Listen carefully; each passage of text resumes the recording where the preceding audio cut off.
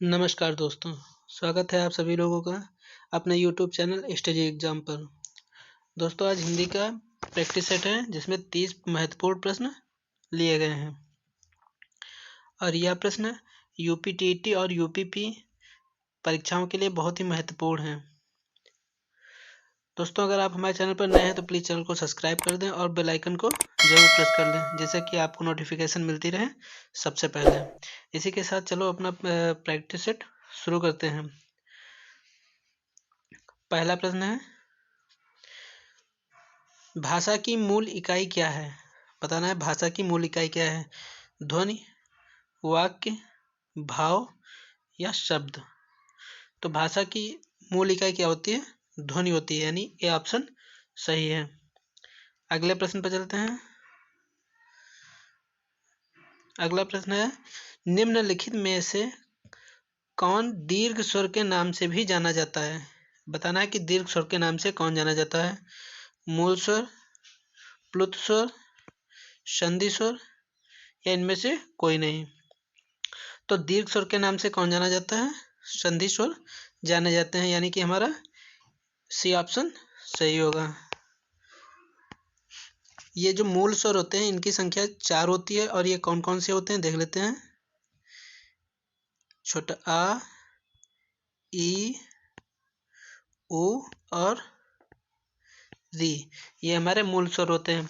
जो प्लुत स्वर होता है, ये जो हमारा प्लुत स्वर होता है ये एक होता है, इसे त्रिमात्रिक स्वर भी कहते हैं। और संधि स्वर हमारे कुल 7 होते हैं। कौन कौन से? आ, ई, उ, ए, ऐ, ओ, औ, ये हमारे 7 संधि स्वर होते हैं। अगले प्रश्न पर चलते हैं। किस क्षेत्रीय अपभ्रंश से राजस्थानी भाषा अस्तित्व में आई है? बताना है कि किस क्षेत्रीय अपभ्रंश से राजस्थानी भाषा आई है। मगधी अपभ्रंश, सौरसेनी अपभ्रंश, महाराष्ट्रीय अपभ्रंश या कौरवी अपभ्रंश? तो राजस्थानी भाषा किससे निकल के आई है?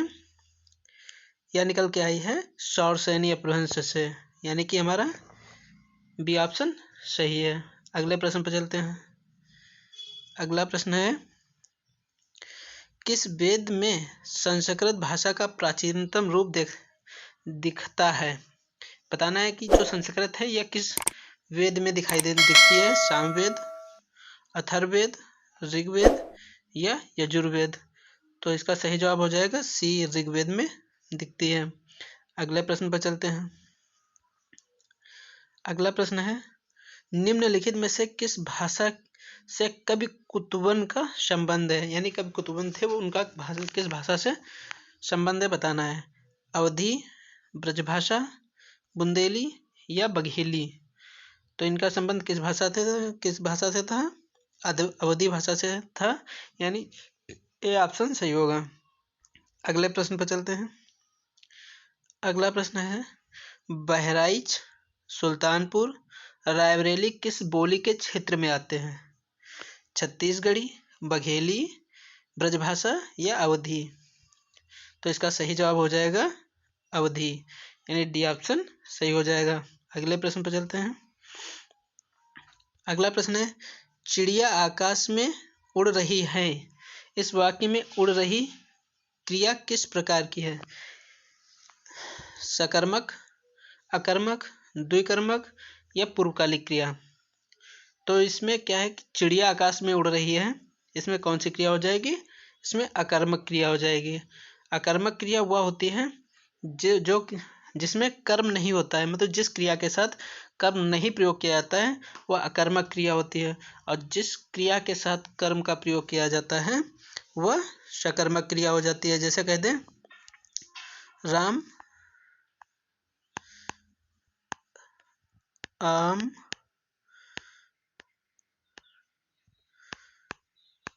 खाता है। यहाँ पर कहा जा रहा है कि जो राम आम खाता है। अब राम तो हमारा करता है और यहाँ पर वो क्या कर रहा है, क्रिया कर रहा है। क्या, कौन सी क्रिया, खाने की क्रिया कर रहा है। तो यहाँ पर और कर्म क्या है, यहाँ पर आम जो है यह क्या हो जाएगा, ये कर्म हो जाएगा। तो अब क्रिया कर्ता भी है और क्रिया भी है, क्रिया कर्म के साथ प्रयोग हो रही है। तो यहाँ पर कौन सी क्रिया हो जाएगी, यहाँ सकर्मक क्रिया हो जाएगी। और द्विकर्मक क्रिया वह होती है जहाँ पर दो कर्म एक साथ प्रयोग कर लिए जाते हैं। अब पूर्वकालिक क्रिया वह होती है जैसे जो एक क्रिया संपन्न होकर तुरंत दूसरी क्रिया में कर्ता संलग्न हो जाता है, तो पहले की गई क्रिया पूर्वकालिक हो जाती है। जैसे कि कह दिया जाए, राम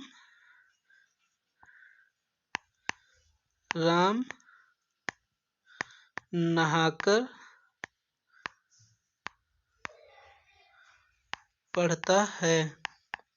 तो यहाँ पर नहाकर जो क्रिया है यह कैसी क्रिया हो जाएगी, यह पूर्वकालिक क्रिया हो जाएगी, क्योंकि पहले उसने नहाया फिर उसने पढ़ना शुरू किया। तो पूर्वकालिक क्रिया कौन सी होती है, जो पहले क्रिया की जाती है वह पूर्वकालिक हो जाती है। आशा करते हैं कि अच्छे से समझ में आ रहा होगा। चलते हैं अगले प्रश्न पर। अगला प्रश्न है, मैं खाना खा चुका हूँ। मैं खाना खा चुका हूँ इस वाक्य में काल है सामान्य भूत, आसन्न भूत, संदिग्ध भूत या पूर्ण भूत। तो मैं खाना खा चुका हूँ यहाँ पर कौन सा वाक्य है, यहाँ पर पूर्ण भूत है, यानी डी ऑप्शन सही होगा। अगले प्रश्न पर चलते हैं। अगला प्रश्न है, राधिका ने 1.5 किलो पनीर खरीदा। इस वाक्य में किस प्रकार के विशेषण का प्रयोग हुआ है, बताना किस प्रकार का विशेषण प्रयोग किया गया। थोड़ा इसे जूम इन कर लेते हैं।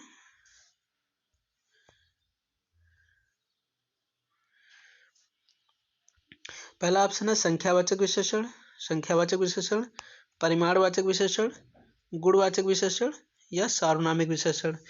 तो कह रहा है 1.5 किलो पनीर खरीदा। तो जहाँ पर मापतौल का बोध हो जाता है वहाँ पर कौन सा विशेषण होता है, परिमाणवाचक विशेषण होता है, यानी बी ऑप्शन सही होगा। अगले प्रश्न पर चलते हैं। अगला प्रश्न है, प्रियंका बहुत कुशाग्र लड़की है। बताना है प्रियंका बहुत कुशाग्र लड़की। इस वाक्य में प्राविशेषण है, प्राविशेषण बताना है। प्रियंका कुशाग्र बहुत या लड़की। तो प्राविशेषण क्या होता है, थोड़ा हम समझते हैं। प्राविशेषण वह होता है जो विशेषण की विशेषता बताता है। तो यहाँ पर क्या लिखा है, प्रियंका बहुत कुशाग्र लड़की है। तो प्रियंका जो लड़की है यह कैसी है, कुशाग्र है। तो यहाँ कुशाग्र किसकी विशेषता बता रहा है, कुशाग्र लड़की की विशेषता बता रहा है। तो लड़की क्या हो जाएगी, विशेष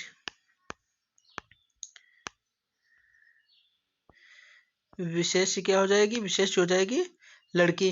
और कुशाग्र क्या हो जाएगा, यह हो जाएगा विशेषण, क्योंकि विशेषता बताने वाले शब्दों को विशेषण कहते हैं। और जो विशेषण की विशेषता बताए वो क्या हो जाते हैं, प्रविशेषण। तो यहाँ क्या कह रहा है, बहुत कुशाग्र।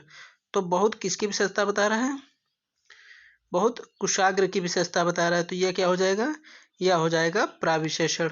ये क्या हो जाएगा, प्राविशेषण। यानी सही ऑप्शन क्या हो जाएगा, सही ऑप्शन हो जाएगा बहुत। बहुत हमारा प्राविशेषण हो जाएगा। अगले प्रश्न पर चलते हैं।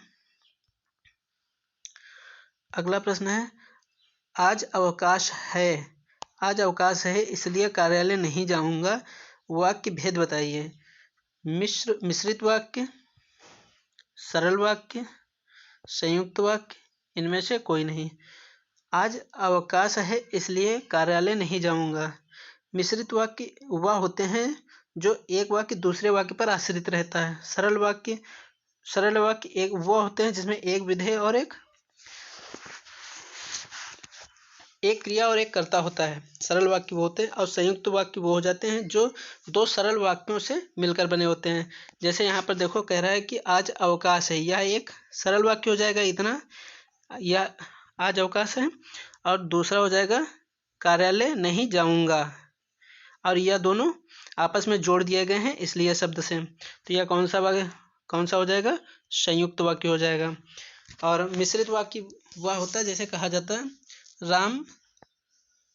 जैसे वो कहा जाता कि राम पढ़ता तो पास हो जाता। राम पढ़ता तो पास हो जाता। अब देखो, राम पढ़ता तो पास हो जाता है, यानी राम का पास होना राम के पढ़ने पर डिपेंड कर रहा है, यानी एक वाक्य जो दूसरे वाक्य पर डिपेंड हो गया, या कौन सा वाक्य हो जाता है, या मिश्रित वाक्य हो जाता है। चलते हैं अगले प्रश्न पर। अगला प्रश्न है, निर्गुण विशेषण में प्रयुक्त उपसर्ग है निर, निह, इनमें से कोई नहीं। तो इसमें कौन सा उपसर्ग प्रयोग किया गया है? इसमें निरुपसर्ग प्रयोग किया गया, यानी कि बी ऑप्शन सही होगा। ध्यान देना है कि इसमें जिसमें हलंत नीचे लगा है यही सही होगा हमारा, और बिना हलंत वाला नहीं सही होगा। अगले प्रश्न पर चलते हैं। अंगीठी का तत्सम है, बताना है अंगीठी का तत्सम क्या है? अग्निका, अग्निष्ठिका, अनिष्ठिका या अग्निष्ठिकी। तो अंगीठी का तत्सम क्या हो जाएगा? अग्निष्ठिका, यानी बी ऑप्शन सही हो जाएगा। अगले प्रश्न पर चलते हैं। अगला प्रश्न है, इनमें से कौन सा शब्द तत्सम नहीं है? अग्नि, घोटक, घट या मोती। तत्सम नहीं है बताना, यानी कि हमको इसमें से तद्भव पकड़ना है। तो इसमें सही ऑप्शन हो जाएगा मोती। मोती का मौक्ति होता है तत्सम। अगले प्रश्न पर चलते हैं। अगला प्रश्न है, तुणीन शब्द का समानार्थी, यानी तुणील का समानार्थी बताना है। तरकश, तीर, तैराक या तराजू। तो तुणीन का समानार्थी क्या हो जाएगा? तरकश, यानी ए ऑप्शन सही हो जाएगा। अगले प्रश्न पर चलते हैं। अगला प्रश्न है, प्रसारण, प्रसारण का विलोम शब्द है प्रतिपादन, आरक्षण, आकुंचन या संदर्शन। तो प्रसारण का विलोम क्या हो जाएगा? आकुंचन, यानी सी ऑप्शन सही होगा। अगले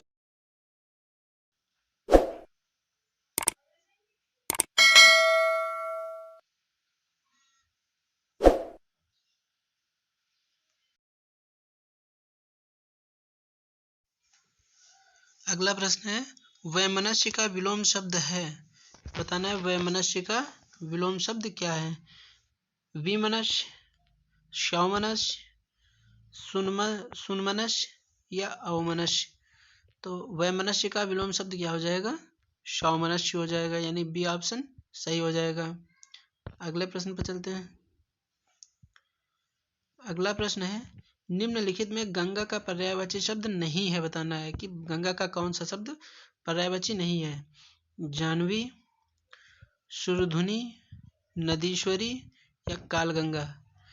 तो गंगा का पर्यायवाची कालगंगा नहीं होता है। या किसका पर्यायवाची होता है? या यमुना का पर्यायवाची होता है।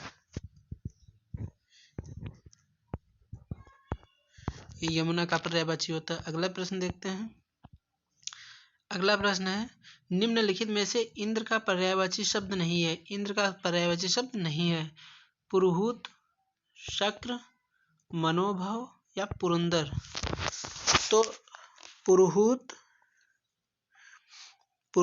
शक्र और पुरंदर ये तीनों होते हैं, लेकिन मनोभव इनका नहीं होता है। या किसका होता है? या कामदेव का होता है।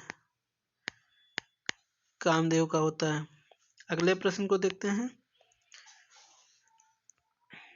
अगला प्रश्न है, नीम हकीम खतरे जान का अर्थ है अल्प ज्ञान हानिकारक होता है, नीम के कड़वेपन का ज्ञान होना, नीम का प्रयोग हकीम द्वारा करना, इनमें से कोई नहीं।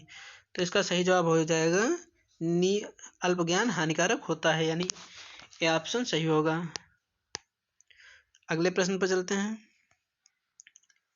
अगला प्रश्न है, निम्नलिखित में से शब्द शुद्ध शब्द है, शुद्ध शब्द बताना। कुमुदिनी, कुमुदनी, कुमुदिनी, कुमुदिनी। तो इसका सही शब्द क्या हो जाएगा? कुमुदिनी। ये सही लिखा जाता है, ए ऑप्शन सही होगा। अगले प्रश्न पर चलते हैं। अगला प्रश्न है, बैलगाड़ी में कौन सा समास है? बैलगाड़ी में बताना है कौन सा समास है। कर्मधारय, द्विगु, द्वंद्व या बहुव्रीहि। तो इसमें सही जवाब हो जाएगा कर्मधारय। अच्छा, अब एक बात ध्यान देना, अगर कर्मधारय अगर यहाँ पर तत्पुरुष दिया गया होता तत्पुरुष समास, तो हमारा तत्पुरुष समास सही होता।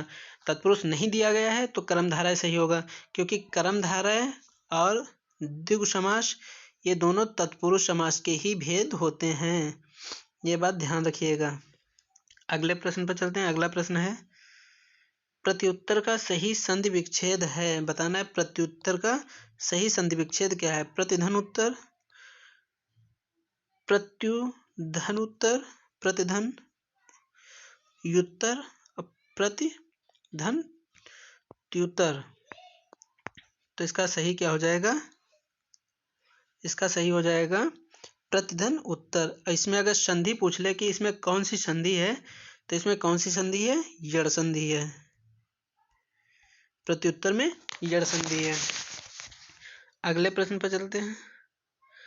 अगला प्रश्न है, किलक अरे मैं नेह निहारूं, किलक अरे मैं नेह निहारूं, इन दातन पर मोती वारूं। उक्त पंक्तियों में कौन सा रस है? श्रृंगार रस, शांत रस, करुण रस या वात्सल्य रस। तो इसका सही जवाब हो जाएगा वात्सल्य रस, यानी डी ऑप्शन सही होगा। अगले प्रश्न पर चलते हैं।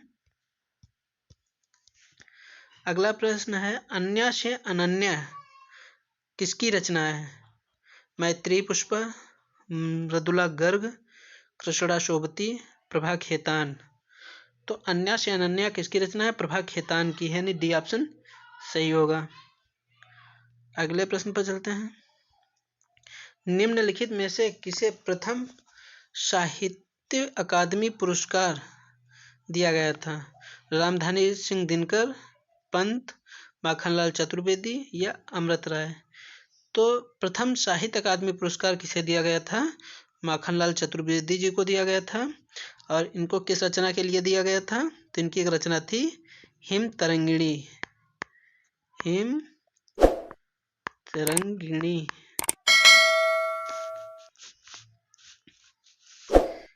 हिम तरंगिणी। और कब इनको ये दिया गया था? तो इनको दिया गया था 1955 में। 1955 में दिया गया था। अगले प्रश्न पर चलते हैं। अगला प्रश्न है, जाति पाति पूछे नहीं कोई, हरि को भजे सो हरि का होई। उक्त पंक्तियां किस कवि की हैं? तुलसीदास, नाभादास, कबीरदास या सूरदास। तो ये पंक्तियां किसकी हैं? ये पंक्तियां नाभादास जी की हैं। अगले प्रश्न पर चलते हैं। अगला प्रश्न है, किस तिथि को हिंदी को राजभाषा बनाने का निर्णय लिया गया था? 15 अगस्त 1947, 26 जनवरी 1950, 14 सितंबर 1949 या 14 सितंबर 1950। तो हिंदी को राजभाषा बनाने का निर्णय 14 सितंबर 1949 को लिया गया था, यानी सी ऑप्शन सही होगा। अगले प्रश्न पर चलते हैं। अगला प्रश्न है, निम्नलिखित में से कौन सी भारोपी परिवार की भाषा नहीं है? मराठी, गुजराती, मलयालम या हिंदी। तो यहाँ पर हमारी मलयालम भाषा या भारोपी परिवार की भाषा नहीं है। यह किस परिवार की भाषा है? यह द्रविड़ परिवार की भाषा है। द्रविड़ परिवार की भाषा है और यह केरल में बोली जाती है। कहाँ बोली जाती है? केरल में बोली जाती है। अगले प्रश्न पर चलते हैं। अगला प्रश्न है, हिंदी भाषा की उत्पत्ति हुई है। हिंदी भाषा की उत्पत्ति किससे हुई है ये बताना है। वैदिक संस्कृत, लौकिक संस्कृत, सौरसैनी अपभ्रंश या प्राकृत। तो इसका सही जवाब हो जाएगा सौरसैनी अपभ्रंश। दोस्तों, यह हमारा आज की वीडियो का अंतिम क्वेश्चन था। अगर आपको वीडियो पसंद आया तो प्लीज़ वीडियो को लाइक करें, शेयर करें और हमारे चैनल को सब्सक्राइब ज़रूर कर लें। मिलते हैं जल्दी आपको नेक्स्ट वीडियो में। तब तक के लिए जय हिंद।